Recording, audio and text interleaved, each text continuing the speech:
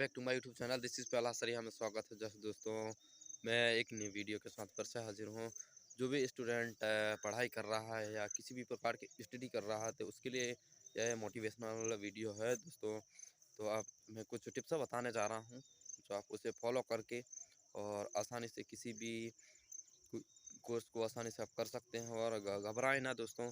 जब भी जो भी सब्जेक्ट आप लें, जैसे बायो है, साइंस है, मैथ्स है या इंजीनियर कोर्स है या किसी भी प्रकार के जो भी कोर्स हैं, आप उनसे घबराएं ना। और उन्हें एक ऐसा समझें कि भाई हमें उन्हें रटना है, रटना भी नहीं है।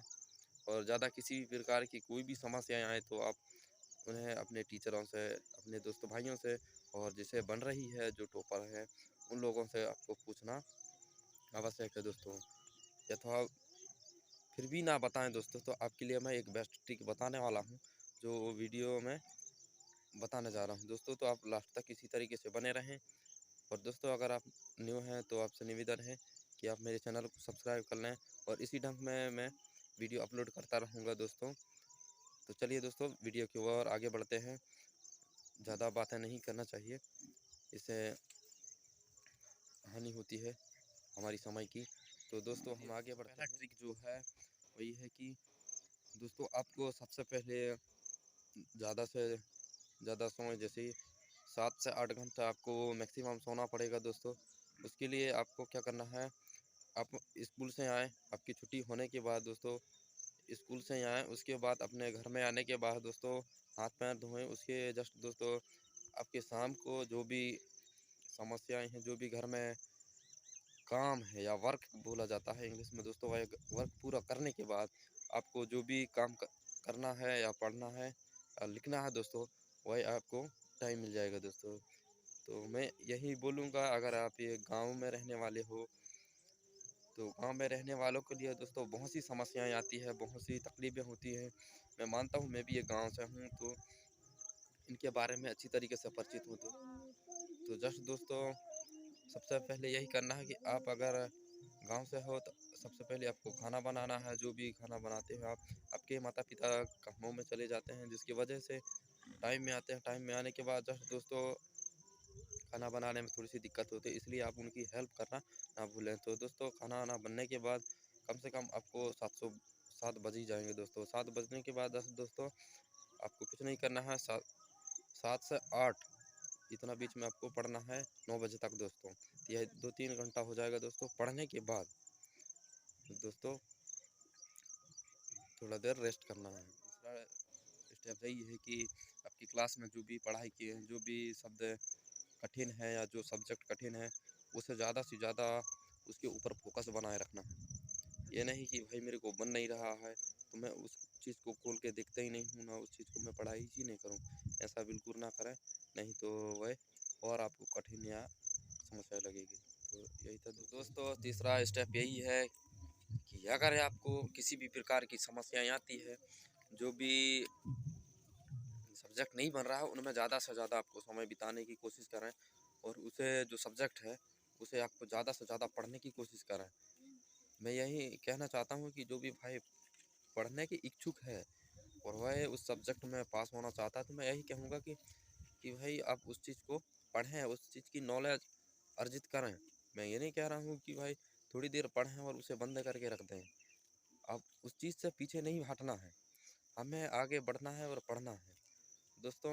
इसी ढंग से आपको मैं यही कहना चाहता हूँ कि मेरा जो एक्सपीरियंस है, इतने बहुत साल हो गया है मेरे को पढ़ने से, इसलिए मैं आपको मेरा एक्सपीरियंस आपको मैं बता रहा हूँ दोस्तों।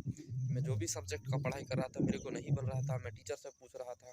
जो भी तथ्य है, जो भी क्वेश्चन है, मेरे से अगर नहीं बन रहा था तो दोस्तों में जो भी लंच टाइम बच रहा था, मैं उसी में मेरे टीचर से मैं पूछ ले रहा।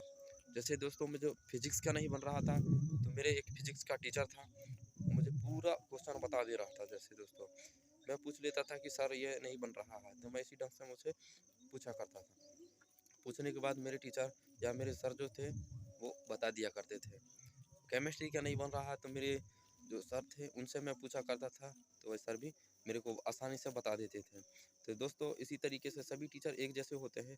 कई ऐसे टीचर होते हैं जो आपको बताने से हिचकिचाते हैं या किसी भी प्रकार की समस्याएं बता देते हैं। तो ऐसा होता है दोस्तों, कई स्कूलों में होता है, कई क्लास में होता है।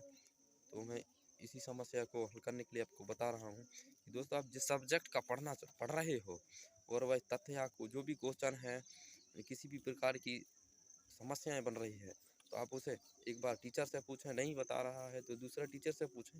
वह भी नहीं, अगर नहीं बता रहे हैं तो दोस्तों, आपके लिए एक सबसे अच्छा उपाय है कि आप इंटरनेट से खोज सकते हैं और उस चीज़ का आंसर आप आसानी से ढूंढ सकते हैं। तो दोस्तों, यह तीसरा स्टेप हो गया। तो चौथा स्टेप यही है कि दोस्तों, जो भी सब्जेक्ट आप पढ़ रहे हो, तो उसे मैं यही कहना चाहता हूँ दोस्तों, कि ज़्यादा उस सब्जेक्ट का या वही वही आंसर को आप रटने की कोशिश बिल्कुल ना करें।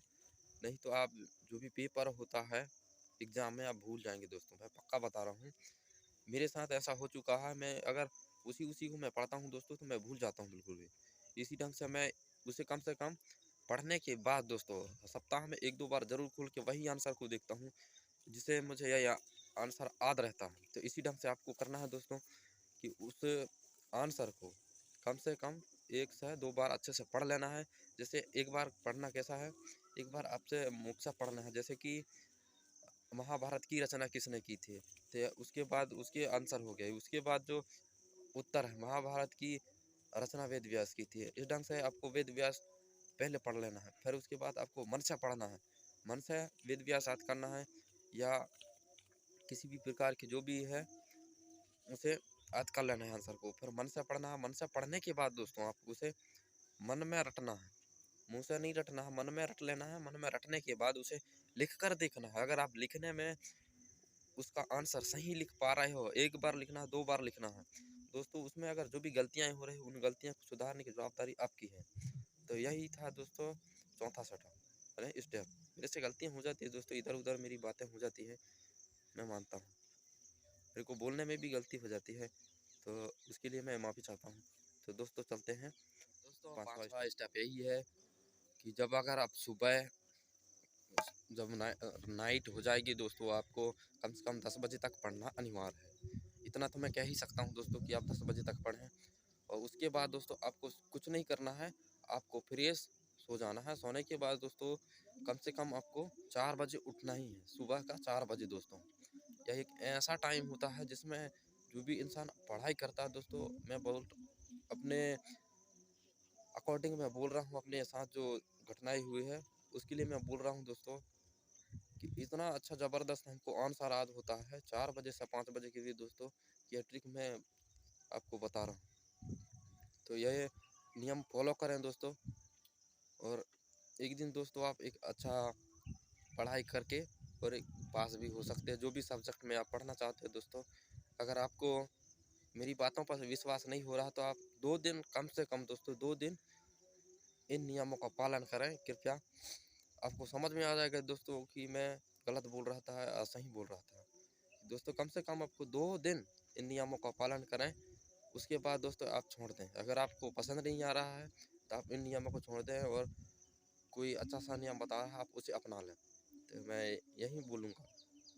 और मेरी जो चैनल का ये वीडियो है, उसे डिसलाइक कर दें अगर मैं गलत बोल रहा हूँ दोस्तों। कम से कम आपको 4 बजे उठ के और 2 सब्जेक्ट या 3 सब्जेक्ट अच्छे से ढंग से पढ़ लेना। जो भी आंसर है आपको नहीं बन रहा है, उसे ऐसे ही करना दोस्तों। मैं ये नहीं बोल रहा हूँ कि एक ही दिन में 10 सब्जेक्ट का पूरे क्वेश्चन याद करो। मैं यही बोल रहा हूँ कि एक सब्जेक्ट का केवल एक ही आंसर याद करना है, ज़्यादा नहीं करना है। एक सब्जेक्ट का एक दिन में या 1 घंटे में एक ही क्वेश्चन का आंसर याद करना है। कम से कम वह उसे पढ़ना है, पढ़ने के बाद मन में मनन करना है। मनन करने के बाद दोस्तों, आपको उसे कॉपी में लिखना है। कॉपी में लिखने के बाद जो भी गलतियाँ होती हैं, उस गलतियाँ फिर गोला लगाना है। गोला लगाने के बाद दोस्तों, उन्हें सुधार करना है। तो यही था 5वां स्टेप। और 6वां यह है कि दोस्तों, आपको कम से कम ब्रेक तो देना होगा।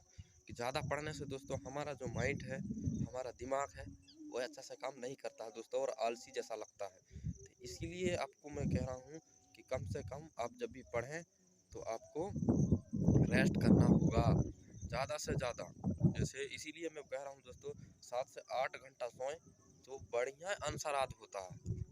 टीचर लोग तो बोलते हैं कि 12 बजे सो, कि 1 बजे सो। ये ऐसा नहीं है दोस्तों। जिसको याद हो रहा है, तो वो 5 मिनट में एक क्वेश्चन आंसर याद कर सकता है। मैं अपने दावे के साथ बता रहा हूँ दोस्तों। मैं एक ऐसा इंसान हूँ कि मैं दोस्तों उस आंसर को अगर 5 मिनट अच्छा से देख लिया तो मैं भूल नहीं सकता दोस्त, यह मैं पक्का बता रहा हूँ। तो दोस्तों आज का वीडियो यही था, और जाते-जाते यही कहूँगा कि आप इस ढंग से नियम फ़ॉलो करेंगे तो मैं एक विश्वास के साथ बता रहा हूँ दोस्तों कि आप आपकी लाइफ में एक अच्छा सा मोड़ आ जाएगा, और अच्छा एक पढ़ने वाले स्टूडेंट बन सकते हैं, और एक टॉप भी लगा सकते हो, मैं यही कह सकता हूँ।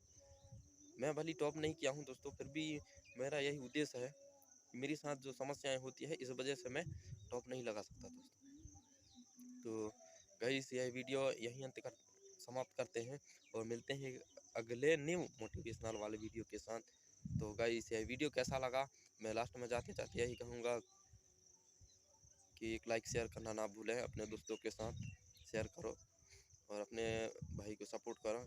और इसी तरीके से आप कमेंट सेक्शन में नीचे कमेंट करें कि मैं आपके लिए एक वीडियो फिर से डालूँ इसी ढंग से, और इसे और न्यू रिलेटेड वीडियो में डालने की कोशिश करूँगा। आगे इसी ढंग से वीडियो आते रहेंगे।